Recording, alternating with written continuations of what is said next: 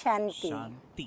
आज की तारीख है 23/3/14 और आज रिवाइज कोर्स की प्राण प्यारे मीठे मीठे अव्यक्त मूर्तधारी अव्यक्त बाप दादा की ज्ञान मुरली सुनेंगे।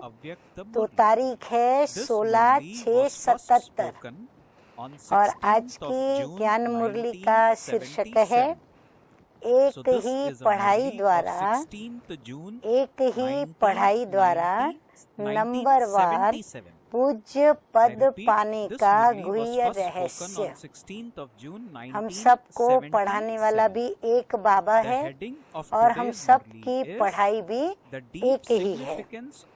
तो बाप दादा कह रहे हैं कि आज बाप दादा हर आत्मा के पुरुषार्थ करने के कर्म की गति, बाप दादा हर आत्मा के पुरुषार्थ करने के कर्म की गति और पुरुषार्थ अनुसार राज्य पद व पूज्य पद की गति, पुरुषार्थ के बाद जो प्राप्ति होती है, भाग्य बनता है, प्रारब्ध बनता है, तो उस पूज्य पद की गति जो कि अति रमणीक और गुह्य है।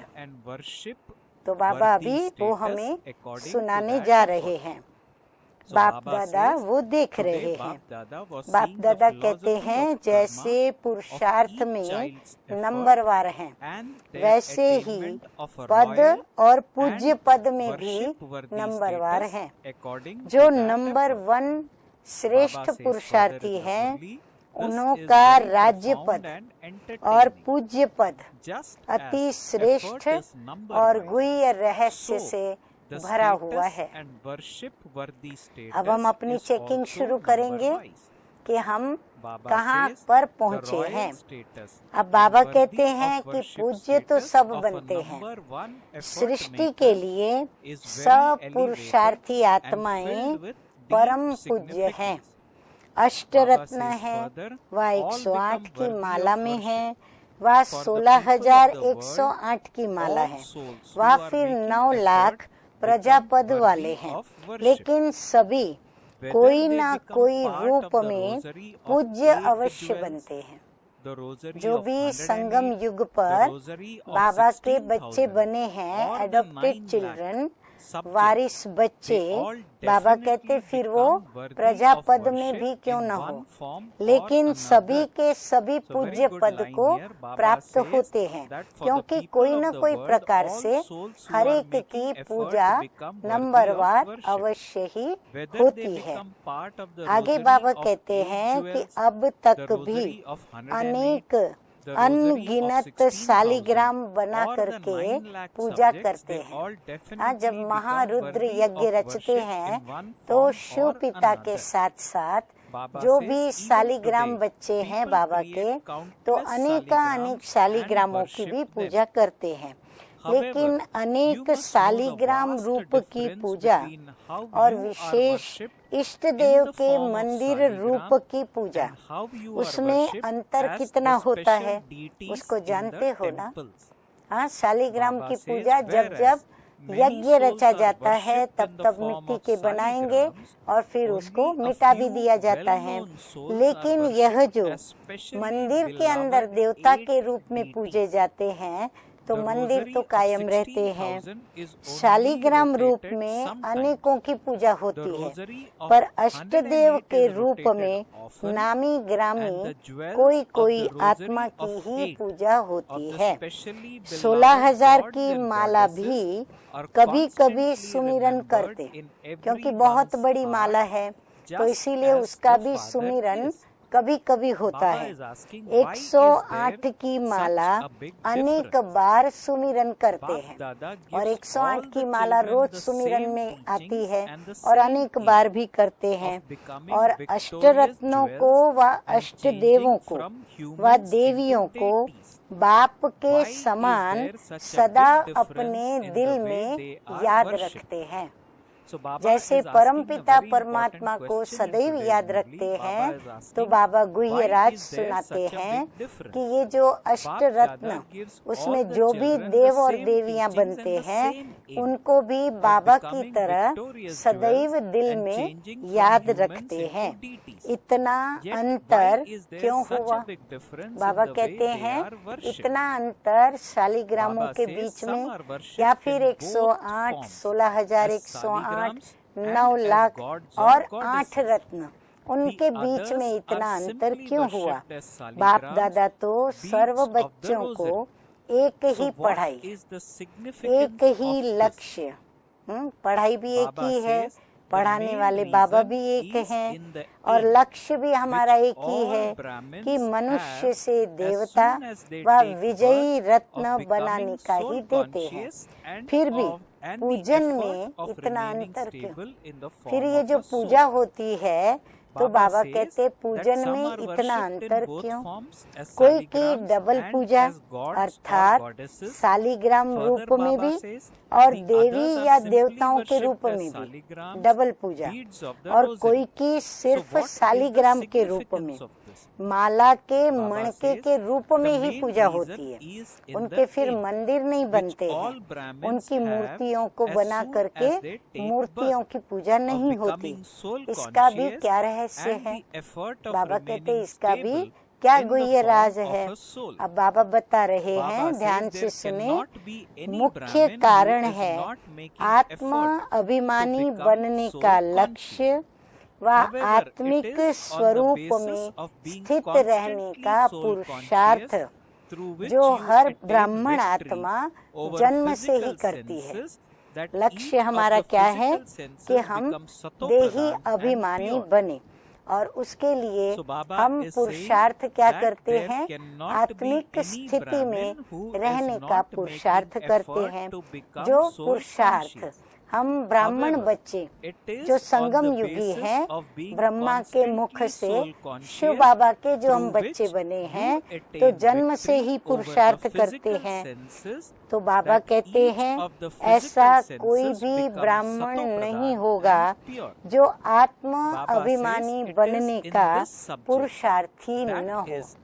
हाँ, कोई भी ब्राह्मण ऐसा होगा जो आत्म अभिमानी बनने का पुरुषार्थ न करता हो। लेकिन अब कहाँ अंतर पड़ता है वो बाबा बता रहे हैं। लेकिन निरंतर आत्म अभिमानी, जिससे ध्यान से सुने, निरंतर आत्म अभिमानी जिससे कर्मेंद्रियों के ऊपर विजय हो जाए, ऐसा आत्म अभिमानी हर कर्मेंद्रियों के ऊपर उसका पूरा कंट्रोल यानी पूरा विजयी, और हर एक कर्मेंद्रिय उसकी सतो प्रधान और स्वच्छ हो जाए। इस सब्जेक्ट में अर्थात अब बाबा इसको और सरलता से स्पष्ट कर रहे हैं। ये सब्जेक्ट जो सतो प्रधान बने हर कर्मेंद्रिय और स्वच्छ बने, तो इस सब्जेक्ट में अर्थात देह के पुराने संस्कार और संबंध से संपूर्ण मर्जीवा हो जाए। बाबा कहते देह के जो भी संबंध हैं और फिर जो भी पुराने अनेक जन्मों के संस्कार हैं, उससे पूरा वो मर जाए, तब तो वो पूरा आत्माभिमानी बनेंगे। इस पुरुषार्थ में नंबर 1 बनते हैं। कौन नंबर 1 बनते हैं? 8 रत्न, 8 की जो गायन है 8 का, वो कोई पुरुषार्थी की कर्मेंद्रियों पर विजय तो हो जाती है, अर्थात इंद्रिय जीत बन जाते हैं। और कोई आँख के धोखे में, मुख द्वारा अनेक रस लेने के धोखे में, इसी प्रकार कोई न कोई कर्मेंद्रिय के धोखे में आ जाते हैं, अर्थात संपूर्ण निर्विकारी सर्व कर्मेंद्रिय जीत नहीं बन पाते हैं।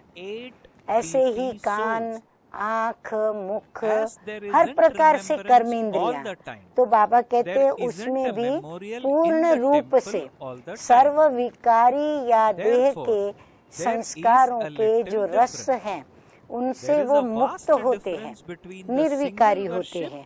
इसी कारण ऐसे कर्मेंद्रियों से हार खाने वाले कमजोर पुरुषार्थियों की ऊंचते ऊंच बाप के बच्चे बनने के कारण, ऊंच बाप के संग के कारण और पढ़ाई और पालना के कारण विश्व के अंदर श्रेष्ठ आत्माएं होने के कारण आत्मा अर्थात शालिग्राम में पूजे जाते हैं।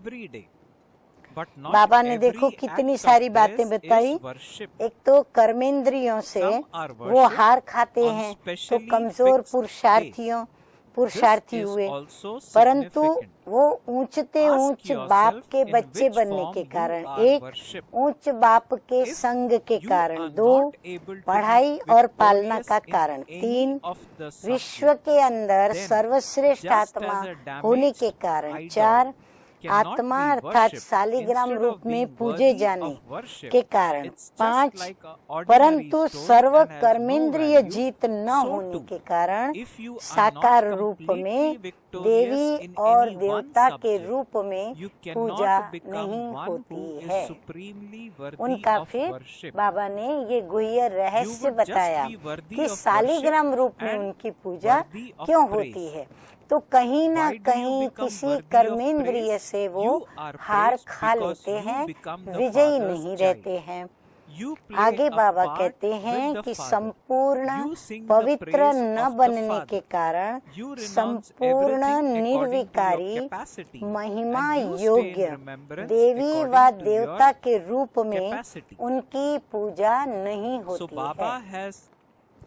सदा बाप दादा के दिल तख्त नशीन न बनने के कारण वह सदा दिल में एक दिल लेने वाले बाप की याद, वह सदा दिल पर दिल वाला की याद नहीं रहती। इसलिए भक्त आत्माएं भी अष्टदेव के रूप में दिल में उनको नहीं समाती हैं, निरंतर याद नहीं तो सदा काल का मंदिर रूप में यादगार भी नहीं। कितना बाबा ने अच्छा रहस्य स्पष्ट रूप से हम बच्चों को बताया, तो फर्क पड़ गया ना। सिंगल पूजा और डबल पूजा में कितना अंतर रहा। वो प्रजा का पूजन रूप और वह राज्य पद प्राप्त करने वालों की पूजा का रूप, इसमें भी कितना अंतर है। विशेष देवताओं का हर कर्म का पूजन होता है और कोई कोई देवताओं का रोज पूजन होता है, परंतु हर कर्म में नहीं होता। जैसे श्री कृष्ण के आदि सुबह अमृत वेले से लेकर जगाने से लेकर के रात्रि के सुलाने तक की दिनचर्या के हर कर्म का दर्शन होता है, हर कर्म की विशेष पूजा होती है और हर कर्म का दर्शन करने का या पूजा करने का विशेष फल भी प्राप्त होती है। तो कोई कोई का कभी विशेष निश्चित दिनों पर होता है, इसका भी रहस्य है। देखो कोई कोई देवियों का रोज पूजन होता है, कोई कोई देवी का विशेष दिन पर ही पूजा होती है, कोई कोई देवता का भी रोज पूजा होती है और कोई कोई देवता का विशेष दिन पर ही पूजा होती है। तो अपने आप से पूछो कि हम कौन से पूज्य बनते हैं, जिसकी रोज पूजा होती है और साथ साथ हर कर्म की भी रोज पूजा होती है। ऐसी पूजा होती है हमारी, या फिर हमारी पूजा रोज तो होती है परंतु हमारे हर कर्म की पूजा नहीं होती, या फिर कभी कभी पूजा होती है, या फिर कोई विशेष दिन पर ही, साल में एक बार दो बार कोई विशेष दिन पर ही उनकी पूजा होती है। तो बाबा कहते हैं ये चेक करो, अगर कोई भी सब्जेक्ट में विजयी नहीं बने, कोई भी सब्जेक्ट में विजयी नहीं बने, तो जैसे खंडित मूर्ति का पूजा या पूजन नहीं होता, पूज्य से साधारण पत्थर बन जाते, कोई मूल्य नहीं रहता। ऐसे अगर कोई भी सब्जेक्ट में संपूर्ण विजयी नहीं बनते तो परम पूज्य भी नहीं बन सकते। बाबा कहते किसी भी कर्मेंद्रियों से हार खाई तो वो हार खाना माना अपनी भविष्य पूज्य पद की जो मंदिरों में पूजे जाने वाली मूर्ति बनेगी वो जैसे कि खंडित हो चुकी। तो खंडित मूर्ति को मंदिर में प्रस्थापित नहीं किया जाता और उसकी पूजा और पूजन भी नहीं होता। तो बाबा कहते हैं फिर वो परम पूज्य भी नहीं बन सकते। पूज्य और गायन योग्य बनेंगे, माना उनका गायन करेंगे, थोड़ी बहुत पूजा भी कभी कर लेंगे। गायन योग्य भी क्यों बनते? क्योंकि बाप के बच्चे बनने के कारण, बाप के साथ साथ पाठ बजाने के कारण, बाप की महिमा के गुणगान करने के कारण और यथाशक्ति त्याग करने के कारण व यथाशक्ति याद में रहने के कारण गायन होता है। अभी हर एक हम अपने को चेक करें कि हमारा गायन क्यों होता है। सिर्फ क्योंकि एक तो हम बाप के बच्चे हैं इसलिए गायन हो जाता। दूसरा कोई बाप के साथ साथ पाठ बजा रहे हैं इसलिए गायन होता। तीसरा कोई बाप की महिमा के बहुत गुणगान का करते रहते, गाते रहते, बताते रहते इसलिए होता। कोई का फिर यथाशक्ति त्याग करते हैं, जितना वो कर सकते हैं यथाशक्ति करते हैं, तो यथाशक्ति फिर याद में भी रहते हैं। तो उनका सिर्फ फिर बाबा कहते हैं वो गायन योग्य देवता बनते हैं, लेकिन पूजन योग्य नहीं, पूजा योग्य देवता नहीं। और पूजन का भी रहस्य है। अब पूजन योग्य कौन बनते हैं? एक पवित्रता के कारण पूजा है।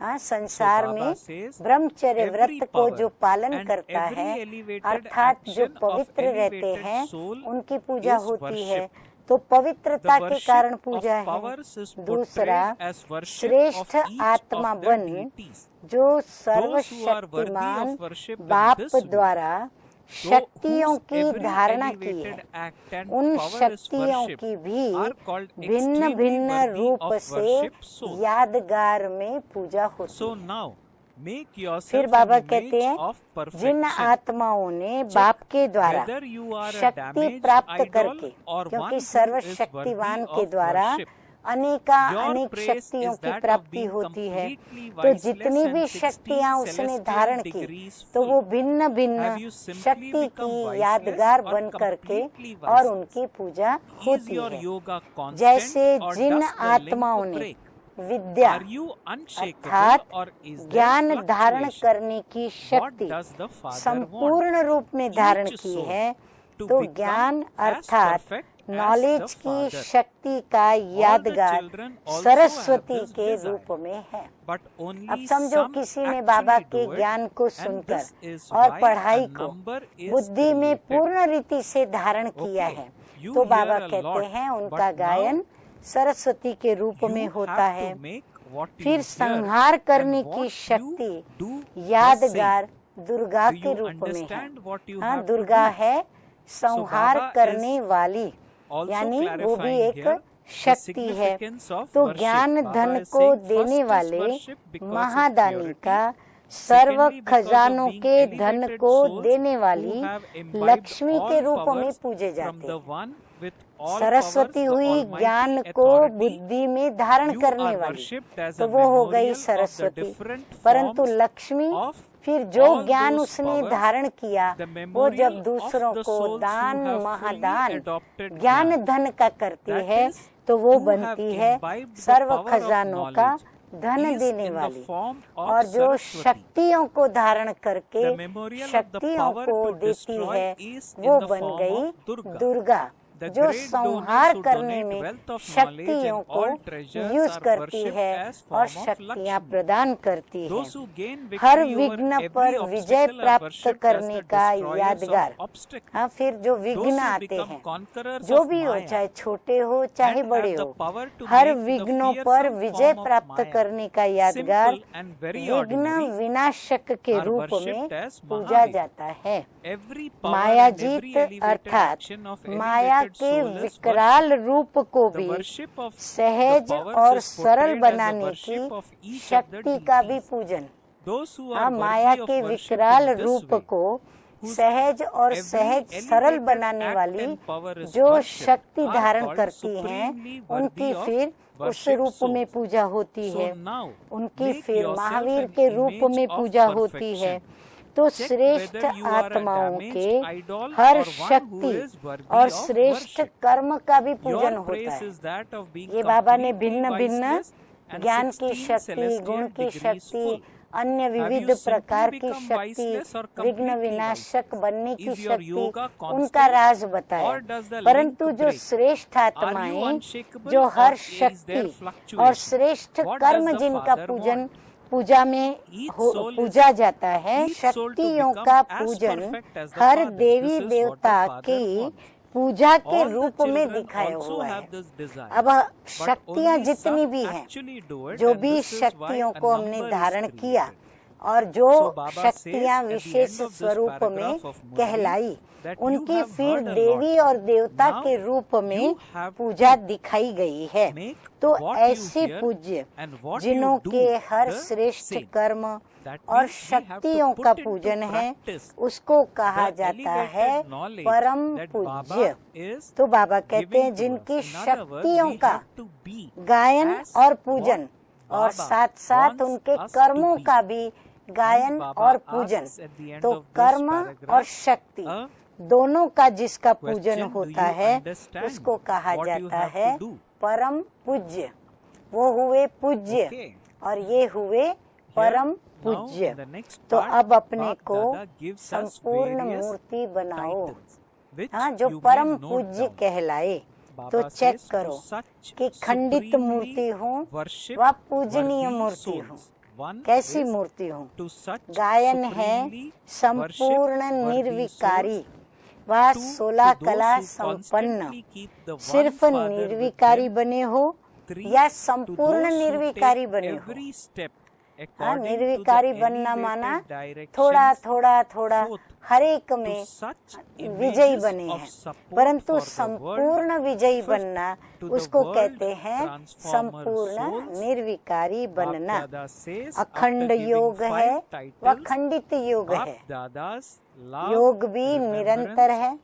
निरंतर बाबा को याद करते हैं या कभी कभी करते हैं या करते हैं फिर भूलते हैं, करते हैं फिर भूलते हैं। क्या है? अचल है वह हलचल में है। हाँ, कौन सी स्थिति? बाप क्या चाहते हैं? हर आत्मा बाप समान संपूर्ण बने। हाँ, आखिर बाबा सब प्रश्न पूछने के बाद अपनी इच्छा बता रहे हैं कि बाप क्या चाहते हैं कि हर आत्मा कैसी बने? बाप समान संपूर्ण बने। और बच्चे भी चाहते तो सब हैं, हाँ, और हम भी चाहते हैं कि हम बाप के समान बने, लेकिन करते कोई कोई है, इसलिए नंबर बन जाते हैं। चाहना है, परंतु चाहना को प्रैक्टिकल कर्म में लाना, तो ये करना कोई कोई करते हैं। इसलिए बाबा कहते हैं कि नंबर बन जाते हैं। अच्छा, सुनते तो बहुत हैं। हाँ, कितना हम ज्ञान, जब से बाबा सृष्टि पर आए हैं, ज्ञान सागर के द्वारा ज्ञान के हीरे मोती रत्न माणिक, हाँ, बाबा देते ही रहते हैं, देते ही रहते हैं, और बच्चे सुनते ही रहते हैं। तो सुनते तो बहुत हो, परंतु सुनना और करना, ये दो के बीच का जो अंतर है ना, तो उस अंतर को मिटाना है तो बाबा कहते हैं सुनना और करना इनको समान बनाओ, अंतर न रहे। समझा क्या करना है? कितना गुह्य राज मीठे मीठे बाप दादा ने हम बच्चों को बताया। अच्छा, तो ऐसे परम पूज्य सदा एक बाप को साथ रखने वाले, हर कदम श्रेष्ठ मत के आधार पर चलने वाले, ऐसे सृष्टि के आधार मूर्त विश्व परिवर्तक आत्माओं को बाप दादा का याद, प्यार और नमस्ते नमस्ते। हम रूहानी बच्चों की रूहानी बाप दादा को याद, प्यार, गुड मॉर्निंग और नमस्ते नमस्ते।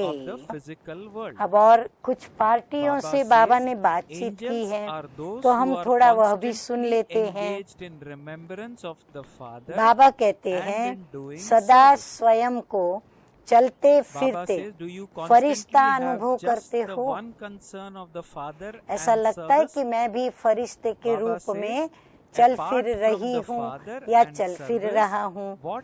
फरिश्ता अर्थात जिसका देह व देह की दुनिया से व देह के पदार्थों की आकर्षण से कोई रिश्ता नहीं, सदा बाप की याद और सेवा, इसी ही में रहने वाले, सदा बाप और सेवा, यही लगन रहती है। बाबा कहते चेक करो कि ऐसे याद और सेवा की सदा लगन बनी रहती है। सिवाय बाप और सेवा के और क्या है जहाँ बुद्धि जाए? उनको बुद्धि में यही आए कि बाप की याद और सेवा के सिवाय इस दुनिया में रखा ही क्या है जो बुद्धि हमारी वहाँ जाए। ट्रस्टी सदा न्यारा रहता है। ट्रस्टी के लिए सिर्फ एक ही काम है, याद और सेवा का। अगर कर्मणा भी करते तो सेवा के निमित्त करते। गृहस्थी स्वार्थ के निमित्त करता। गृहस्थी जो भी कर्मणा करता वो स्वार्थ के निमित्त करता, और ट्रस्टी जब करेगा कर्मणा सेवा तो सेवा अर्थ करेगा। तो ट्रस्टी में और सेवाधारी में कितना फर्क पड़ता है। सेवाधारी माना निमित्त बन करके कर्म करने वाले। आगे बाबा कहते हैं सर्व सब्जेक्ट में संपन्न बनने का स्वतः पुरुषार्थ चलता है, या फिर हमें कोई कहता है तब हम करते हैं, या कोई हमें फॉलो करता है, पीछे पड़ते हैं हमारे तब हम करते हैं। तो जैसे जैसे समय के और संपूर्णता के समीप आते जाते हैं तो पुरुषार्थ करने का स्वरूप भी बदलता जाता है।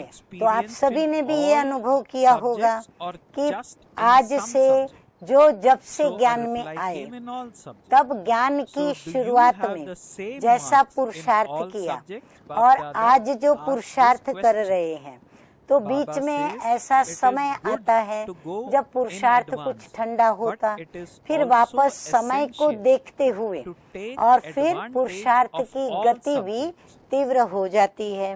तो पुरुषार्थ का स्वरूप भी समय के साथ साथ बदलता जाता है। शुरू के पुरुषार्थ, मध्य काल के पुरुषार्थ और अंत काल के पुरुषार्थ में फर्क है ना। अब संपूर्ण स्टेज के समीप का पुरुषार्थ क्या है? अब अंतिम हम संपूर्णता की स्टेज पर आने के लिए पुरुषार्थ कर रहे हैं। तो वो पुरुषार्थ क्या है? जैसे कोई भी ऑटोमेटिक चलने वाली वस्तु को एक बार स्टार्ट कर दिया तो वो चलती रहती है, बार बार उसे चलाना नहीं पड़ता। इसी ही प्रकार से एक बार लक्ष्य मिला कि लक्ष्मी नारायण बनना है या फरिश्ता स्वरूप स्थिति को प्राप्त करना है, और फिर ऑटोमेटिक हर कदम, हर संकल्प और समय की चढ़ती कला के प्रमाण वो अपने आप चलता रहे। स्वयं उनका पुरुषार्थ उनके कदमों को चलाए, ऐसे अनुभव होता है। पुरुषार्थ के समर्थ स्वरूप की निशानी क्या होगी? ये तो पुरुषार्थ की बात बाबा ने बताई कि स्वतः ही और स्वयं ही उनके पुरुषार्थ की गति होगी। अब उन समर्थ स्वरूप जो होंगे उनकी निशानी क्या होगी? समय के पहले पहुंचेंगे, कोई ने बताया। अब बाबा कहते हैं समय से पहले पहुंचने वालों की निशानी क्या होंगी? वे सर्व सब्जेक्ट के अनुभवी होंगे या फिर किसी विशेष सब्जेक्ट के अनुभवी होंगे? बाबा प्रश्न पूछ रहे हैं कि वो सभी विषयों का अनुभवी होगा या फिर कोई विशेष सब्जेक्ट का ही वो अनुभवी होगा? तो फिर से जवाब दिया गया सभी के, सभी सब्जेक्ट का। तो सब सब्जेक्ट में समान मार्क्स हैं। हाँ, सब में एक जैसे मार्क्स हैं। एडवांस जाना तो अच्छा है। हाँ, कोई एडवांस भी जाते हैं। लक्ष्य अच्छा है और लक्ष्य में परिवर्तन भी है। आगे बाबा कहते हैं सदा स्वयं को बाप के कार्य में व अपने कार्य में सहयोगी बनने वाले सहयोगी समीपात्मा समझते हो। हाँ, बाप के कार्य में और अपने कार्य में सहयोगी बनने वाले सभी समीपात्मा स्वयं को बाबा कहते समझते हो। बाप के कार्य में जो जितना सहयोगी होगा तो सहयोगी ही क्या बन सकता है? योगी बन सकता है। सहयोगी नहीं तो योगी नहीं। बाबा कहते अगर आप सहयोगी नहीं हो किसी के तो आप योगी भी नहीं हो। सहयोग देना अर्थात बाप और बाप के कार्य की याद में रहना, क्योंकि जो भी कार्य कोई कर रहा है वो बाप का कार्य कर रहे हैं, तो उनको सहयोग देना माना बाप को सहयोग देना, बाप के कार्य को सहयोग देना। और यदि सहयोग नहीं देते हैं तो बाबा कहते हैं उनको बाप और सेवा के कार्य का स्मृति नहीं है, याद नहीं, इसलिए वो सहयोग नहीं देते। इसीलिए उनको सहयोगी सो योगी नहीं कहेंगे। लौकिक में भी किसी को सहयोग देते तो उसकी याद रहती है। लौकिक में भी कोई देखो मदद करते हैं तो उसकी याद रहती है कि फलाने टाइम पर फलाने ने हमको फलानी मदद की, तो याद हमेशा रह जाती है। तो योगी अर्थात सहयोगी, सहयोगी बनने से स्वतः योगी बन जाते। और दूसरा सहयोगी बनने से पदम गुना जमा भी कर लेते। हाँ, ये विशेष सहयोगी को फायदा होता है। तो सहयोग क्या देते? अब बाबा बताते हैं पुराने तन को और तमोगुणी मन को, हाँ, विषय विकारों में फंसा हुआ हिसाब किताब वाला तमोगुणी मन, उसकी याद से सत्व प्रधान बनाकर उसको सेवा में लगाते। तन को और मन को सेवा में लगाते, या चावल चपटी धन लगाते, या फिर थोड़ा सा, हाँ, चावल चपटी कितनी होती है, हाँ, ऐसे उठा के देते हैं, चपटी धन लगाते। और क्या लगाते? हाँ, सतयुगी देवी देवताओं की जो संपत्ति का खजाना है उसके आगे अगर कोई ने लाख करोड़ भी दे दिया तो वो क्या हुआ? चपटी ही तो उठा करके धन दिया। तन मन धन तीनों से सहयोगी बनना अर्थात योगी बनना। हाँ, अगर कोई गरीब है और सच्चे दिल से अगर धन की चपटी भी देते हैं तो वो पदम गुना धन स्वाहा करते हैं यज्ञ में, या सहयोगी बनते हैं। गीत गाते हो ना, जहाँ तन जाएगा धन भी वहाँ लगाएंगे। तो ये निरंतर योगी बनने का सहज साधन है, क्योंकि सहयोगी बनने से, सहयोग का रिटर्न मिलने से योग सहज हो जाता है। देखो कितनी अच्छी राज की बात बाबा ने बताई कि बाबा कहते हैं अगर हम सहयोगी बनते हैं तो एक तो हम निरंतर योगी भी सहज बन जाते हैं, और सहयोग का जो रिटर्न मिलता है ना, हमको खुशी मिलती या उनकी तरफ से जो रिटर्न मिलता, उससे भी हमारा योग सहज हो जाता है। तो हर संकल्प व कर्म से बाप के सहयोगी बनो, और हर सेवा में, कार्य में सहयोगी बनने से व्यर्थ खत्म हो जाएगा, और फिर ये फायदा भी बड़ा होगा कि हम सेवा में और बाबा के कार्य में सहयोगी बनेंगे तो हम व्यर्थ से भी मुक्त रहेंगे, क्योंकि बाप का कार्य समर्थ है। बाप का कार्य व्यर्थ को खत्म करने वाला, ऐसा उसमें सामर्थ्य है। तो बाप का कार्य समर्थवान है। तो ऐसा सहयोगी तीव्र पुरुषार्थी ऑटोमेटिक हो जाता है। वरदान है आज का, दिल में एक दिलाराम को समाकर, दिल में एक दिलाराम बाबा को समाकर एक से ही सर्व संबंधों की अनुभूति करने वाले, माने बाबा ही मेरा संसार है, और संसार में जो भी मेरे मित्र संबंधी हैं वो सारे संबंध मेरे किसके साथ हैं? एक बाबा के साथ। जिस भी संबंध का रस लेना है मैं किससे लूं? एक बाबा से। तो जिनका ऐसा मीठे मीठे बाप दादा से संबंध है और जो ऐसे सर्व संबंधों की अनुभूति करते हैं, तो ऐसे अनुभूति करने वाले संतुष्ट आत्मा भव। आगे बाबा कहते हैं कि नॉलेज को समाने का स्थान दिमाग है। बाबा कहते हैं नॉलेज को समाने का स्थान, नॉलेज को समाने का स्थान बुद्धि है, तो दिमाग है। लेकिन मासूक को समाने का स्थान क्या है? बिल्कुल, मासूक को समाने का स्थान दिल है।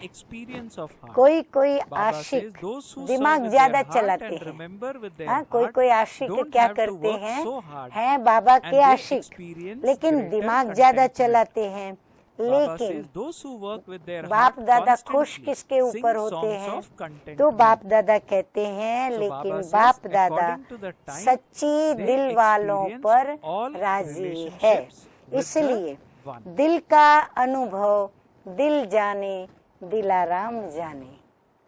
हाँ, बाबा ऐसे नहीं कहते हैं कि बुद्धि वालों का अनुभव बाबा जाने, बुद्धि वाला बाबा जाने या हाँ दिलाराम जाने, नहीं, दिल का अनुभव दिलाराम जाने। जो दिल से सेवा करते वह याद करते हैं, जो दिल से सेवा करते और दिल से बाबा को याद करते हैं, उन्हें क्या होता है? मेहनत कम होती और संतुष्टता ज्यादा मिलती है। दिल वाले सदा संतुष्टता के गीत गाते हैं। थोड़ा भी मिला तो खुश रहते हैं, संतुष्ट रहते हैं। और बुद्धि वाले बहुत मिलने के पश्चात भी क्या करते हैं? कहीं न कहीं कोई न कोई अप्राप्ति की कमी महसूस करके और फिर नाखुश रहते हैं, तो संतुष्ट नहीं रहते, असंतुष्ट होते हैं। इसलिए दिल वाले सदा संतुष्टता के गीत गाते हैं। उन्हें समय प्रमाण एक से सर्व संबंधों की अनुभूति होती है। उनको फिर जैसा समय और उस समय जिस संबंध की आवश्यकता है, यानी जिस संबंधी की आवश्यकता है, उस संबंधी के संबंध का जो रस चाहिए, सुख चाहिए, मदद चाहिए, सहयोग चाहिए, उसकी अनुभूति उसको बाबा के द्वारा होती है। अच्छा स्लोगन है आज का, अमृत वेले प्लेन बुद्धि होकर बैठो। कोरी पार्टी बन करके बैठी तो प्लेन बुद्धि होकर के बैठो, तो सेवा की नई विधियां टच होंगी। अपनी भी फरियाद उसमें लिखी हुई न हो और अन्य की तो बिल्कुल भी न हो। तो बाबा कहते हैं ऐसे प्लेन बुद्धि होकर के बैठो तो सेवा की नई विधियां टच होंगी। अच्छा, तो आज मीठे मीठे बाप दादा ने 8 रत्न, 108 दाने, फिर 16,108 दाने और 9,16,108 दाने, माना टोटल 9,16,108 दानों में नंबरवार कैसे बने और अंतर क्यों पड़ा, उसका रहस्य सुना दिया हम बच्चों को। तो इसीलिए आज की मुरली आशा करती हूँ सभी ने ध्यान से सुनी और सुनने के पश्चात, सुनने के साथ साथ चेकिंग भी की और चेकिंग करने के साथ साथ चेंज होने का प्लान भी बनाया और प्लान को प्रैक्टिकल में लाने के लिए अमृत वेले कोरी पार्टी बन कर के बैठेंगे तो उसके लिए जो नई विधि चाहिए वो विधि भी बाबा उनको टच करेगा। अतः हम सहयोगी बने सेवा में, बाबा के कार्य में, तो स्वतः ही हम निरंतर के योगी बन सकेंगे या बन सकें। अच्छा, ओम शांति।